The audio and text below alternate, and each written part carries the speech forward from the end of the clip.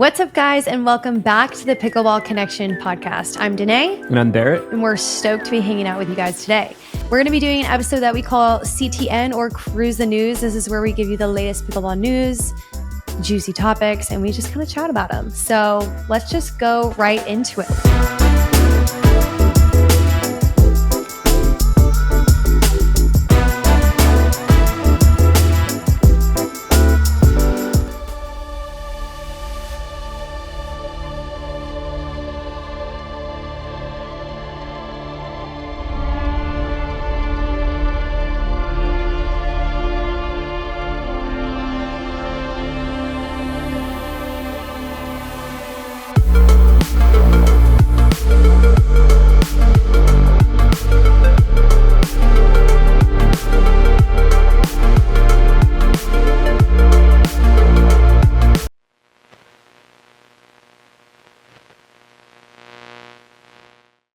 What's our first topic for the day? Yeah, so first one, there's an article, kind of blog post style that was posted on the dinkpickleball.com. We'll link it in the description of the video. But I just kind of want to get your feedback on this. And basically, what it talks about is 6 questions to ask your pickleball partner before each match. So I thought this was pretty interesting. I kind of want to read the questions. I'm going to read all 6 of them. Okay. And then I want to know, are these things that you talk to your partner about?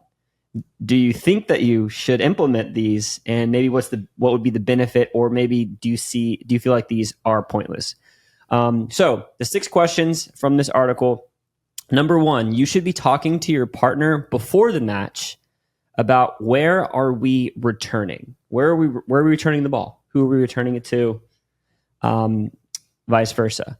Number 2, where are we hitting our thirds? Number 3, who are we attacking in transition? Number 4, what's our dink pattern? Number 5, what 1-2 combos do we want to put together? And number 6, where are we sitting on counters?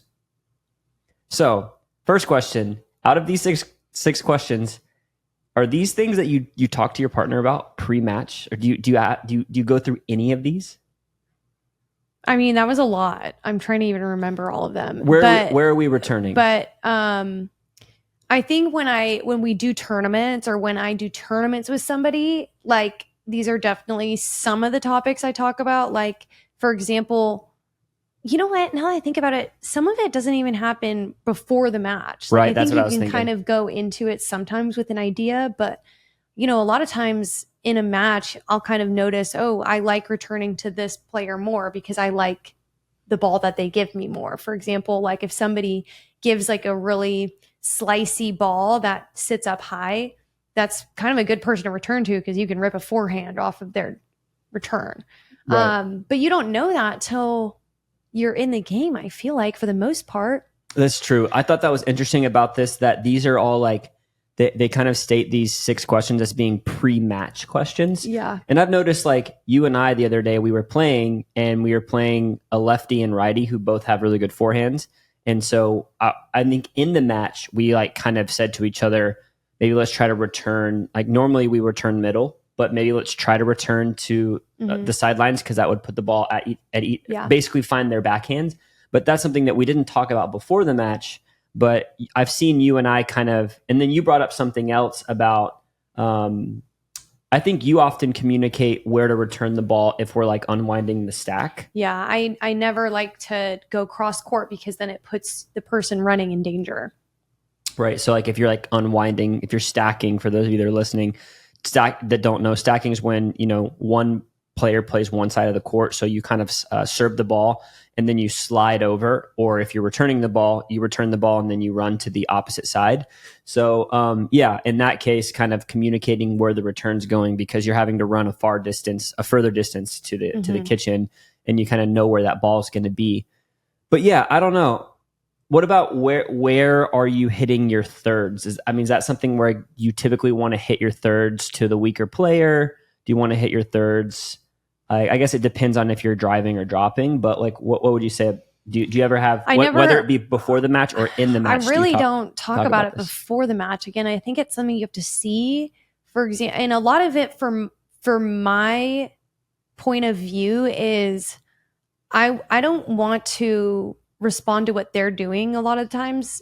I want to be in control of the point. So I'll look at my angles and what I have available, and I usually try to make a decision based off that. I think it's kind of silly to be like, all of our thirds need to go here. Now, I do think there's a difference if you're playing a team that poaches a lot. Okay. Yeah. Then I think there's some communication that you can talk about, but I don't know. I can never think of a time where before a match, I'm like, okay, all of our thirds are going here. I mean, this did kind of make me think, do you think it would be beneficial, like for you, if I told you, hey, I'm going to be hitting my thirds? I mean, it doesn't have to be that way, but if I'm going to try to hit the majority of my thirds cross court to the male's backhand, like, would that be helpful for you to know? Or I'm going to try to drive the majority of the balls to the female or to the left. Like, is that helpful for you? Yes and no, because I can know ahead of time exactly what you're trying to do. So I can, again, feel like I'm a step ahead. You have to remember the game is angles, right? So if you have an idea of where the ball's going, you also have an idea of the potential angles that could happen as a result of it. So yes and no. I know that there's sometimes where I'll sign. So I'll sign behind my back, like for example, if we're switching, but I'll also sign if I want the return to go to a certain person. Right. So that's an example of in the game, like, hey, I want you to return over here. I'm expecting the return to go here because I'm trying to set something up. Yeah, that's why out of these 6 questions, I thought, where are we returning? I thought that the first one is kind of the one I would say we probably talk about the most. But I don't know, maybe we could, when we go out next time, like experiment with like, hey, I'm going to be hitting the majority of my thirds to this person or to this side of the court and see. I don't know, like maybe like you said, angles, maybe for anticipation, or maybe if you knew I was driving middle with most of my thirds, you could be sitting on that like shake and bake counter. I don't know, just kind of interesting. Yeah, I think, at the end of the day, this is a really good probably checklist to go through if you're playing with a tournament partner and if you're going into a tournament. I think at the same time, pickleball, in my mind, especially when you get to a higher level, the team that wins typically is going to be the team that adjusts quicker and creates more chaos for the other team. So, you can go in with a plan, but I think having the fluidity to change as the game progresses and change as the team responds, I think that's really vital for the game. Right. I thought this one was interesting too. The next one, who are we attacking in transition? So what they're meaning by this is, let's say the other team is hitting their thirds. You and your partner are at the kitchen trying to keep them back, and maybe they're both progressing forward at the same time. Is there one person that you want those attacks, that pressure to stay on? This is where I would say if you have a poaching team, to hit to the person that poaches. Right. Or I've heard it said maybe, as if both players are relatively consistent at getting the ball back, then maybe hit to the better or bigger threat, right? Mm-hmm. Like, because then it keeps more pressure on them. They have to work harder and they don't have that risk of poaching. Now, if the player is clearly weaker to where they're more likely to make an error, then maybe you hit to the weaker player in that instance. But yes, I think that's an interesting thing to think about. Would it help for us to be on the same page, knowing, hey, this is who we're attacking in transition? Like, let's say they're running forward and I'm really trying to keep them back, so I'm just going to rip the ball and try to hit it through their body and kind of create offense. Who's that ball going to? Maybe that does help you sit on a counter or something like that. I don't know. I've never really talked to you about that. Mm-hmm. I don't know if you've talked to a partner about that before. And then these other ones, what's our dink pattern? I do think we talk about this sometimes, at least in tournaments. I've definitely talked about this. Like, hey, like, especially if you're playing, in my opinion, people that have better dinks than you, this is like a little hack. Dink middle. You will literally neutralize angles from them if you start dinking middle. And so there's times where I've said that in a game where I'm like, they have really good angles. Let's hammer the middle, and we've adjusted. Yeah, I think also obviously the benefit to that too is if they're going to attack, if you're dinking middle, they're probably going to be attacking middle because if they try to attack from the middle towards the sidelines, that ball's potentially going out. If you give them that dink out wide, then they can attack middle, they can attack down the line. They have so many angles. But yeah, I think that's a big one. Or even like, I think we've at times, like I remember a couple tournaments ago, we were playing, I think a lefty or something, and like with no backhand. And so the idea was like, let's keep peppering that weakness. Let's get in that pattern where you're exposing a weakness. But yeah, I think that's an interesting one. I think that's something we've definitely talked about. But again, I don't know that that's something that we really establish pre-match. I think that's something that we kind of adjust to in the match. Yeah. These last two, I don't know that I've ever talked to anyone about these, but what 1-2 or what combo of 1-2s do we want to put together? It's interesting because I know that in my head. Right. I know my combos that I like, but I've never communicated that to my partner. Right. So like what this could look like is if I get a ball to my backhand side and I want to speed the ball up, I'm like aiming at the person in front of me's backhand, and then I'm going to slide and try to get and come cover the next shot with my forehand. So kind of these patterns that you create, these 1-2 combos of like a speed up followed by a counter to their counter. But yeah, I guess that might help from like you knowing what I'm trying to do. But like, I feel like you said, it's more important to know those for yourself. That's what I think. I guess unless you really, when I first started learning pickleball, I started learning never attack cross court. Now, I think I've heard you say like you're still kind of a big believer in that. And I agree for the most part, but I think at the higher level, I'm starting to see more and more as I watch the professional matches that people are attacking cross court. And I think, and maybe that's where this comes in. Maybe there's some sort of person that's like, hey, I'm turning to my partner and just so you know, I really think I know where to attack on the person that's playing in front of you. So just be ready for that ball to come back, that kind of 1-2 combo where I'm going to create a pop-up from them and then you're going to be sitting on the counter. So maybe that's an instance. I think I'm seeing that more in pickleball. But yeah, that's something I've never really talked about with somebody. And I don't know, unless you're in a very unique situation, if that's that important to talk about. But I do think it's important for you personally. I think, yeah. And I will say, I have heard the pros talk about setting up play type scenarios. So I know people are doing it at a high level. Maybe that is something to explore. But I personally have never. Yeah. And then the last one, where are we sitting on counters? Kind of what we were talking about. I didn't really understand this one that much, but this question of like, I don't know that I would ever ask you, like, hey, just so you know, I'm going to be, I guess the only way I could see this is like, maybe you're going to be sliding and you're kind of like people that slide to the backhand and they kind of use the sideline as a buffer. Like, I don't really have to play. And so maybe you would tell me, hey, I'm going to slide on all these shots. And that way I know to come over more to cover with the forehand, because you really want to slide to defend everything with your backhand and then just let the forehand be out. Maybe that would be a case, but that's not one that I really talk about. Again, I think these last two are much more intricate, kind of like higher level potential strategies. But yeah, if you guys are interested in this, first off, let us know in the comments. Are there any things that you found that's helpful to talk to your partner about pre-match, or maybe are you just kind of like an in-game strategy person, or maybe you're not a strategy person at all. But we'll link this article from the dinkpickleball.com.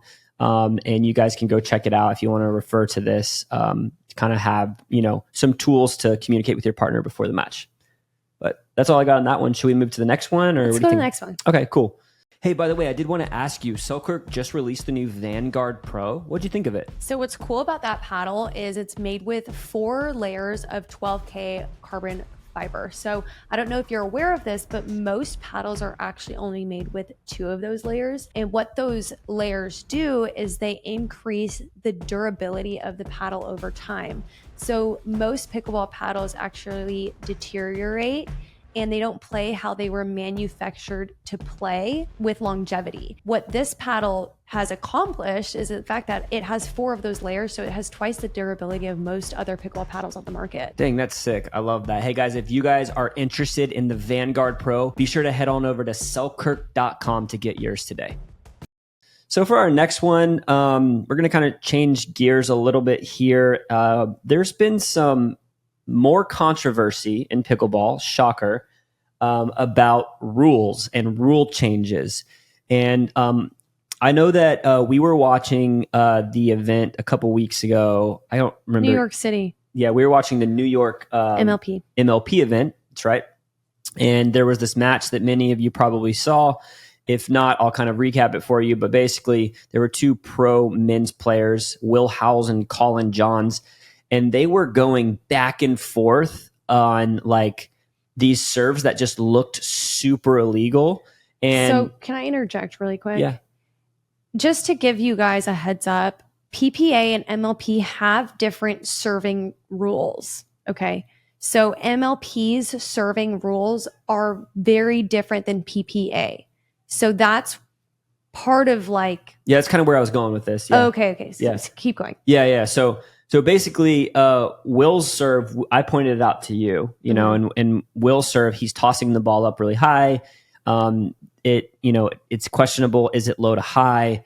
And Colin starts to get really upset. And so Colin just starts doing these absurd serves, and like the ball's like getting contacted super high, and you can hear it in the crowd, and it's just creating this kind of really interesting, like it was honestly kind of funny to watch. Like, and there were moments in this tournament where Will's serve was challenged multiple times. And in one case it was challenged and actually ruled in his favor. Like, oh, it was a legal serve. And then Colin had one called on him that was an illegal serve. And so it's just kind of this big mess. But what we wanted to talk about, exactly what you're bringing up, is that there's this post. We'll link this in the description as well. But there's this post from Courtney Johnson. Courtney Johnson is the head referee for Major League Pickleball. And she kind of goes over some of the differences and kind of, there are differences between Major League Pickleball and the PPA Tour. And in Major League Pickleball, you can throw the ball up.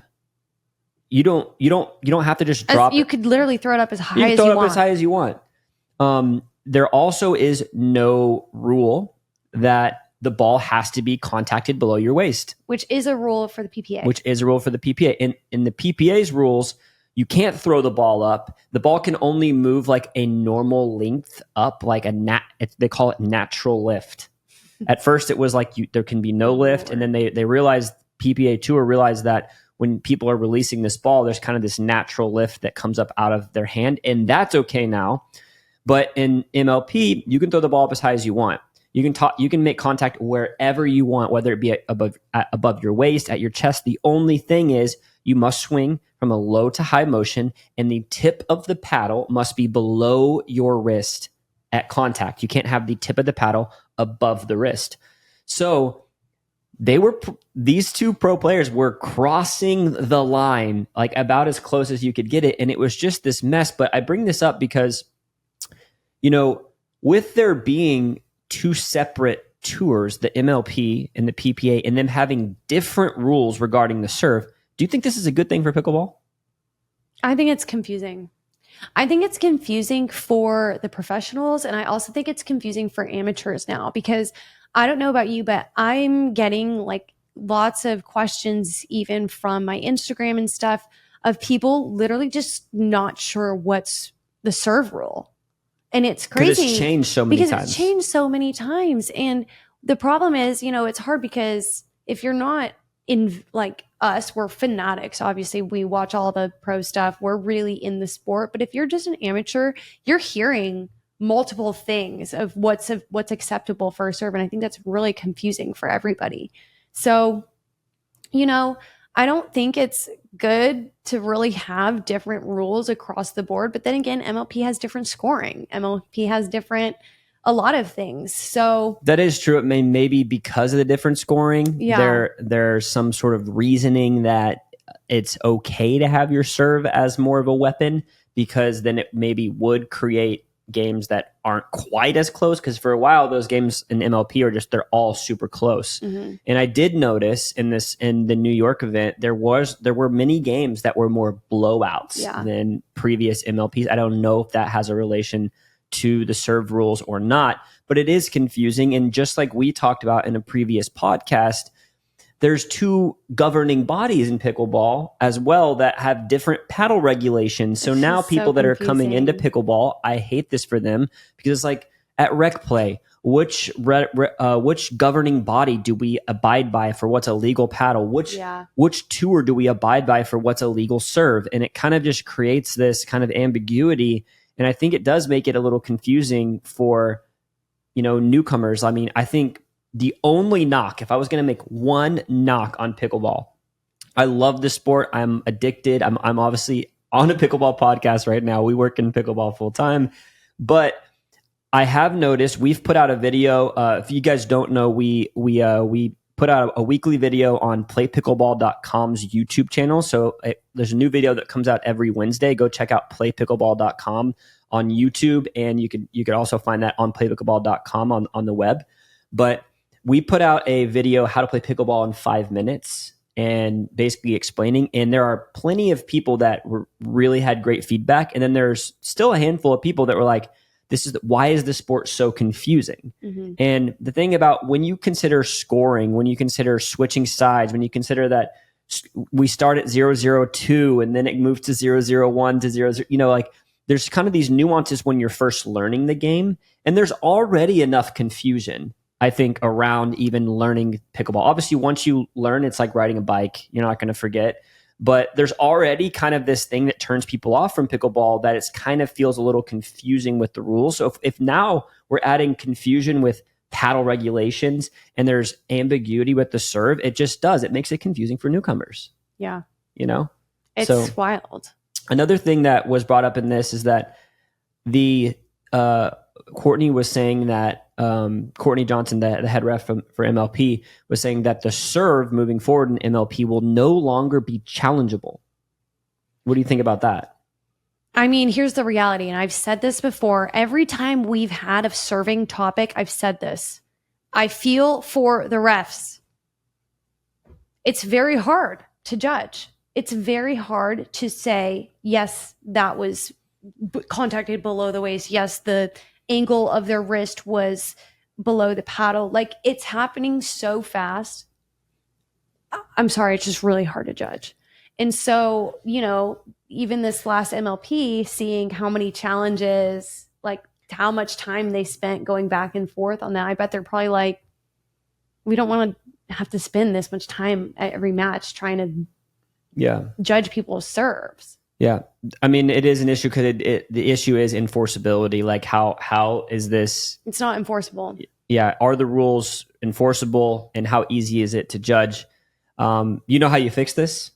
Drop serve. Go to the drop serve. That's right.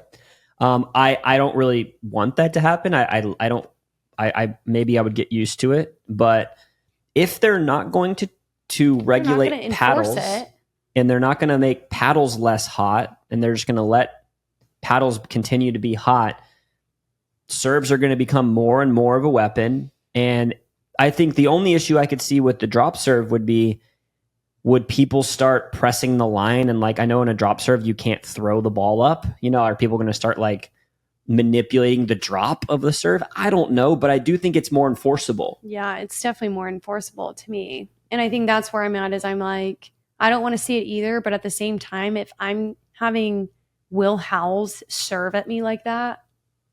What would you think, for the sake of viewership? I have noticed that there are certain things in pickleball in the past where there's been different rules. For example, the let rule. There's different rules between the amateurs and the pros. Yeah. What would you think about just the professional pros having to drop the ball? And amateurs can still do their thing? Or would you like it to be across the board? Everyone goes to a drop serve. You almost want it across the board, just so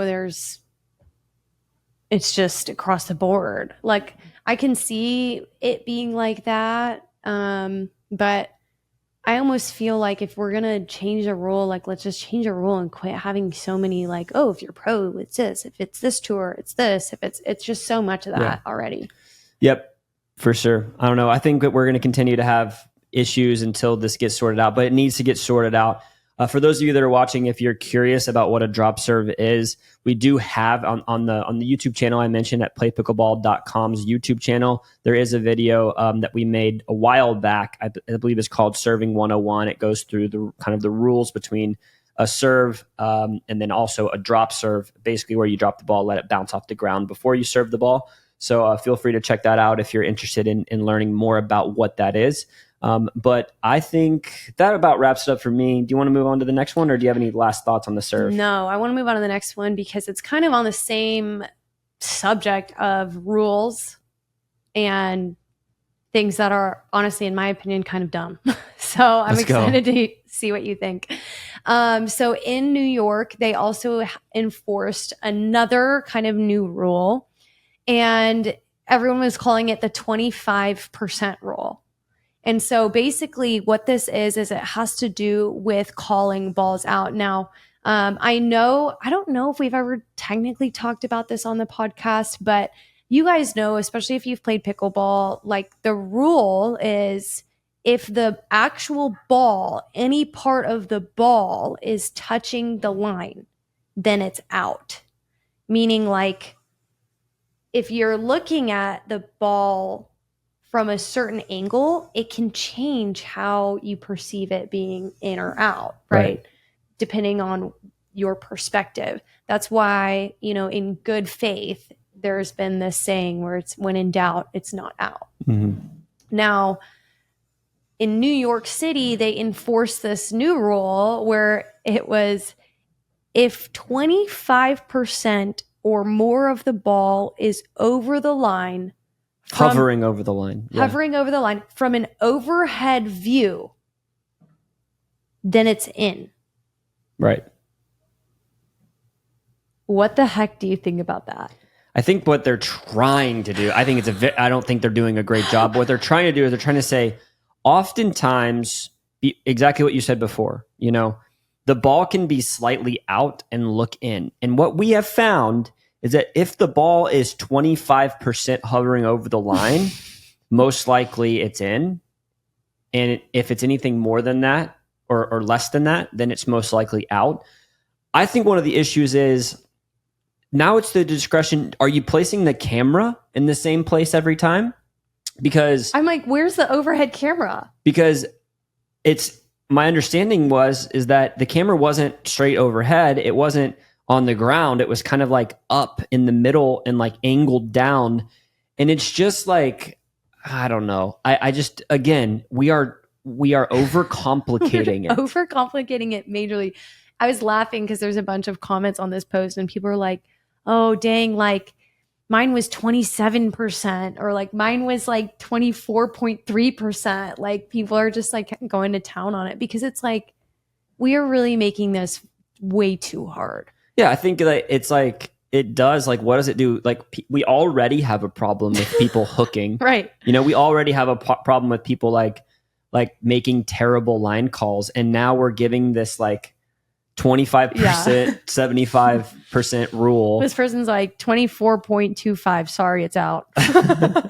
Yeah, it's like, come on, man. Like, what the heck? I just feel like if you're a pro on tour and you see that, you're like, what in the actual... At the rate we're going, it's going to be like, if you're playing MLP, it's 30%. Yeah, if you're playing the PPA, 20%. Like, we're all bringing our protractors to the pickleball court. 10%. Oh my gosh, I cannot. Like, that's the rate we're going at, and we got to fix like kind of the ambiguity. And I don't know how this simplifies it at all. No, it makes it way harder. And again, I'm like, you never have a camera directly over the ball. Like, I think in my mind, for pros, you really need to have a direct camera on every line. But then, like, even if you do have a camera directly over the ball, what if one ref 23%. is like, I think that's about 23%. And the other ref's like, nah, it's about 27. Dude, it's dumb. It's dumb. This creates more confusion. It does. Again, totally unenforceable at some point. I think one of the biggest problems, is that we still are using cameras at like 240 frames per second. I know. We're still using a camera that looks like it was shot off of a Motorola phone in 2008. I don't understand why the cameras are so bad. So I don't know. I mean, I guess, we're exaggerating, but I don't know. I think, yeah, it does become difficult, especially one of the issues that they had in the previous MLP was there was a challenger game and a girl hit like an ATP, and then the ball was clearly out, but via the 25% rule or 75% rule, they reversed it and called it in. And it was like a game deciding ATP. Oh my gosh, and what a mess. The problem, even when you're hitting an ATP, is the ball like barely touches the ground, and there's zero compression at all. And it's very hard to even see where the ball contacts the ground because I don't know. There's so many factors that make this, honestly, it's clear as mud now. You know what I'm saying? So like it doesn't clear things terrible. up. I would love to know what you guys think. Like I said, these comments were cracking me up. But like, honestly, what do you guys think about that rule? But also, like, if you had to come up with a solution for the terrible out call situation that we're seeing on the pro level, like what would you say is a good solution? Yeah, I would say, guys, if you're watching, I give you full permission to play commissioner of the PPA Tour. And when it comes to all these things, paddle regulations, serving, line calls, obviously things that need to get cleaned up, how would you clean them up? Yeah. Let us know in the comments. Yeah. We would love to know. And also, guys, as we've said before, please leave any questions that you want us to answer in future podcasts. Feel free to put those in the comments as well. We'd love to get to those and answer your questions. And lastly, however you're consuming this podcast, whether it be on YouTube or on Spotify, we really appreciate for you to leave us a rating and review. The more that we get of those, the bigger we can take this podcast. We do want it to grow. We do want to start bringing on awesome guests and things like that too. So please leave a review if it's 5 stars. Only 5 stars. Thanks, guys. Yeah. Guys, thanks for hanging out with us on today's episode, and we will see you next week. Bye-bye.